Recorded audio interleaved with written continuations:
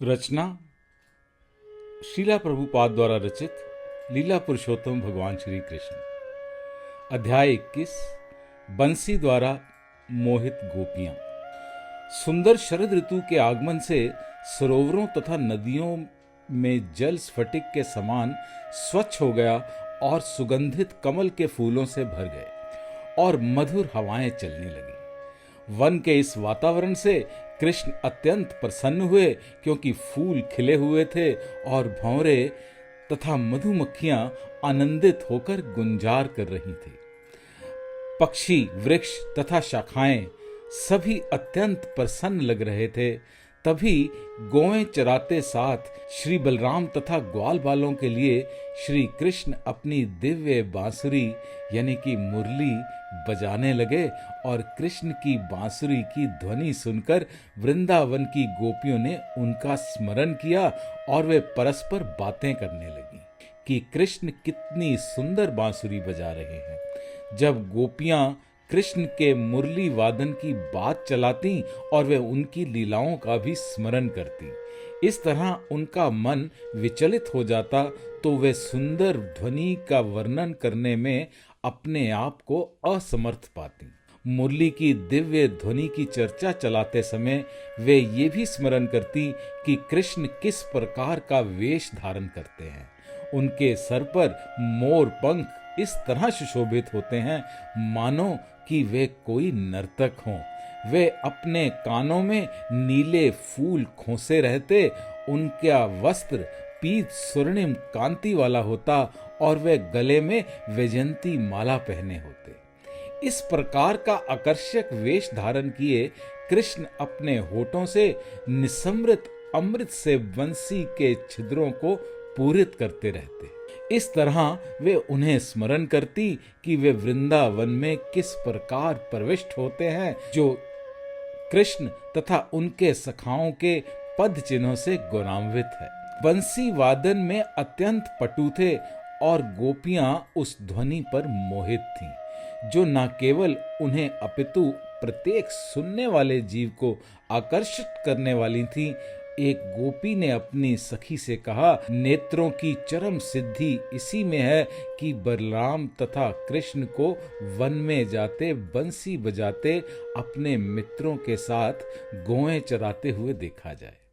जो व्यक्ति कृष्ण की मुरली बजाते तथा उनके वृंदावन के जंगल में प्रवेश करते हुए तथा ग्वाल बालों के साथ गौएं चराते हुए देखने के दिव्य ध्यान से अंतर तथा बाहरी रूप से निरंतर लगे रहते हैं, उन्हें वास्तविक रूप में समाधि प्राप्त होती है। समाधि का अर्थ है इंद्रियों के समस्त कार्यों का एक विशिष्ट समय में लीन होना, और गोपियां ये सूचित करती हैं कि कृष्ण की लीलाएं समस्त ध्यान तथा समाधि की सिद्धि है। भगवद गीता में भी इस बात की पुष्टि की गई है कि जो कोई कृष्ण के ध्यान में निरंतर लीन रहता है वह सर्वोच्च योगी है। दूसरी गोपी बोली कि गौएं चराते हुए कृष्ण तथा बलराम रंगमंच पर अभिनय करने के लिए जाते हुए अभिनेताओं की तरह प्रतीत होते हैं। कृष्ण पीतांबर और बलराम नील वस्त्र धारण किए थे और अपने हाथों में आम, मंजरी, मोर पंख तथा फूलों का गुलदस्ता लिए हुए थे। वे कमल पुष्पों की माला धारण किए थे तथा कभी कभी दोनों मित्र मंडली में मधुर ध्वनि से गाते थे। एक अन्य गोपी ने अपनी सखी से कहा, कृष्ण तथा बलराम कितने सुंदर लगते हैं। एक अन्य गोपी ने कहा, हे सखी, हम उनकी इस बांस की बांसुरी के विषय में कुछ सोच भी नहीं पाती। इसने ना जाने कौन से पुण्य कर्म किए हैं कि कृष्ण के अधरामृत का पान कर रही है, जो वास्तव में गोपियों की निधि है। कृष्ण कभी कभी गोपियों का चुंबन करते थे, अतः उनके अधरों का दिव्य अमृत केवल उन्हीं को प्राप्त है। अतः गोपियों ने पूछा, ये कैसे संभव है कि एक बांस की बनी बांसुरी कृष्ण के अधरामृत का निरंतर पान करती रहती है, परमेश्वर की सेवा में लगे रहने के कारण इस बांसुरी के माता पिता अवश्य ही प्रसन्न होते होंगे। सरोवरों तथा नदियों को वृक्षों की माता कहा गया है, क्योंकि वृक्ष केवल जल पीकर रहते हैं। अतः वृंदावन के सरोवरों तथा नदियों का जल है और कमल पुष्पों से पूरित है, क्योंकि वे सोचते हैं कि किस तरह हमारा पुत्र बांस कृष्ण के अधरामृत का सुख भोग रहा है। नदियों तथा सरोवरों के तट पर खड़े बांस के पेड़ अपनी संतान को भगवान की सेवा में लगे देखकर उसी तरह प्रसन्न होते हैं जैसे दिव्य ज्ञान में उन्नत व्यक्ति अपनी संतानों को भगवान की सेवा में लगे देखकर प्रसन्न होते हैं। सारे वृक्ष हर्षातिरेक के कारण अपनी टहनियों से लटकते मधुमक्खी के छत्तों से मधु वर्षा कर रहे थे। एक अन्य गोपी अपनी सखियों से कृष्ण के विषय में इस प्रकार कहती, हे सखियों, हमारा ये वृंदावन संपूर्ण पृथ्वी के यश को उद्घोषित कर रहा है, क्योंकि ये लोक देवकी के पुत्र के चरण चिन्हों से महामंडित है। इसके अतिरिक्त जब गोविंद बंसी बजाते हैं तो तुरंत ही सारे मोर मदोन्मत्त हो उठते हैं, मानो उन्होंने किसी नए मेघ की गर्जना सुनी हो। जब गोवर्धन पर्वत या घाटी के सारे पशु पौधे तथा वृक्ष इन मोरों को नाचते देखते हैं तो वह निश्चल होकर बंसी की दिव्य ध्वनि को मनोयोग से सुनते हैं। हमारे विचार से ये वरदान अन्य किसी लोक में न तो संभव है और न उपलब्ध है। यद्यपि गोपियां ग्राम बालाएं थीं, किंतु उन्हें अत्यंत अधिक वैदिक ज्ञान था। ऐसा है वैदिक सभ्यता का प्रभाव। आधिकारिक स्रोतों से वेदों के श्रवण मात्र से सर्वोच्च सत्य सीखा जा सकता है। एक अन्य सखी बोली, अरे सखियों, इन हिरनियों को तो देखो। यद्यपि ये मूक पशु हैं, किंतु वे महाराज नंद के पुत्र कृष्ण के पास तक पहुंच चुकी हैं। ये न केवल कृष्ण तथा बलराम की वेशभूषा से आकर्षित हैं, अपितु ये बंसी की ध्वनि सुनते ही अपने अपने पतियों समेत भगवान को अत्यंत प्यार से देखकर सादर प्रणाम करती हैं। गोपियों को इन हिरनियों से ईर्ष्या होती थी, क्योंकि वे सब अपने पतियों समेत कृष्ण की सेवा कर पाती थीं।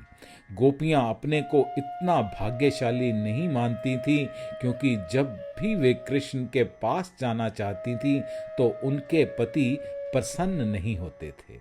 एक अन्य गोपी ने कहा, अरे सखियों, कृष्ण तो इतना सुंदर वेश बनाए हुए हैं कि वे स्त्रियों के विविध उत्सवों को प्रेरणा दान करने वाले दिखते हैं। उनकी बंसी की दिव्य ध्वनि सुनकर स्वर्ग के देवताओं की पत्नियां तक मोहित हो जाती हैं। यद्यपि वे अपने पतियों के साथ विमान द्वारा आकाश में विचरण करती होती हैं, किंतु कृष्ण की बंसी की ध्वनि सुनते ही वे विचलित हो उठती हैं। उनके केश पाश शिथिल हो जाते हैं और उनकी कसी हुई पेटियां ढीली हो जाती हैं। इसका अर्थ ये हुआ कि कृष्ण की बंसी की दिव्य ध्वनि ब्रह्मांड के चारों कोनों तक फैल चुकी थी।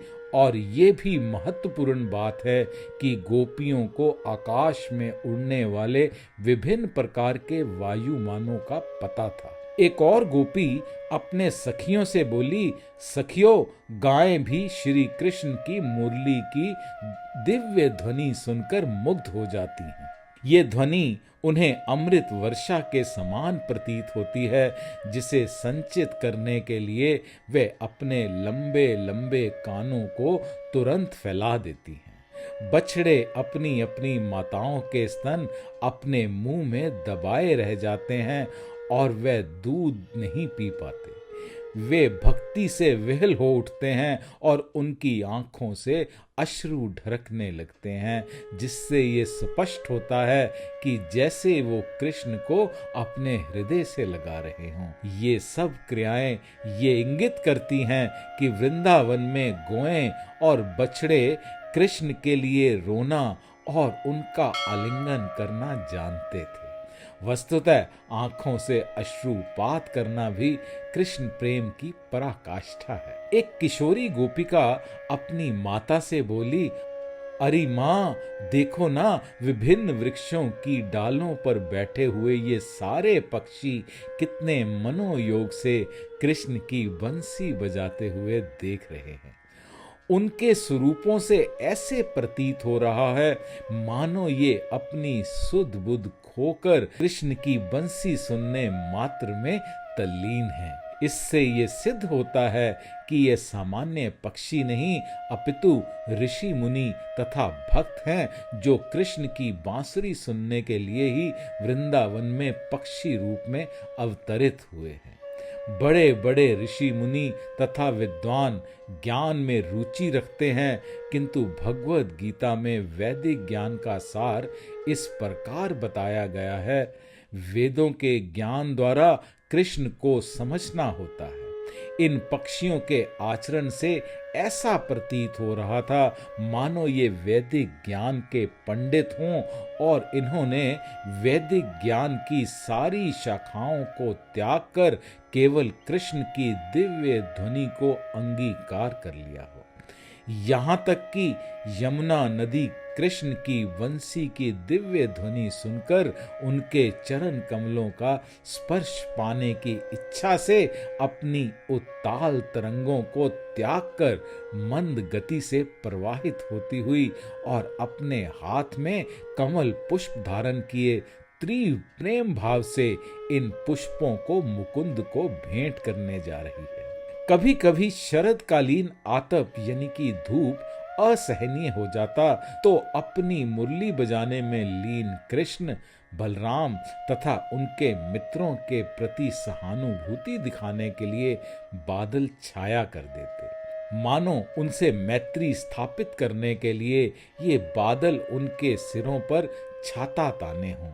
ग्वार किशोरियां कृष्ण के चरण कमलों के स्पर्श से रक्तिम हुई वृंदावन रज को अपनी मुखों तथा वक्ष स्थलों पर लेप कर अपने आप को धन्य मान रही थी। इन भोली किशोरियों के स्तन उभरे थे और वे अत्यंत कामाभिभूत थी, किंतु वे अपने अपने प्रेमियों द्वारा किए गए स्तन स्पर्श से संतुष्ट नहीं थी। जब वे जंगल के मध्य पहुंची तो उन्होंने देखा कि कृष्ण के चलते समय उनके चरण कमलों से गिरे कुमकुम चूर्ण से वृंदावन की कुछ लताएं और पत्ते लाल लाल हो गए थे।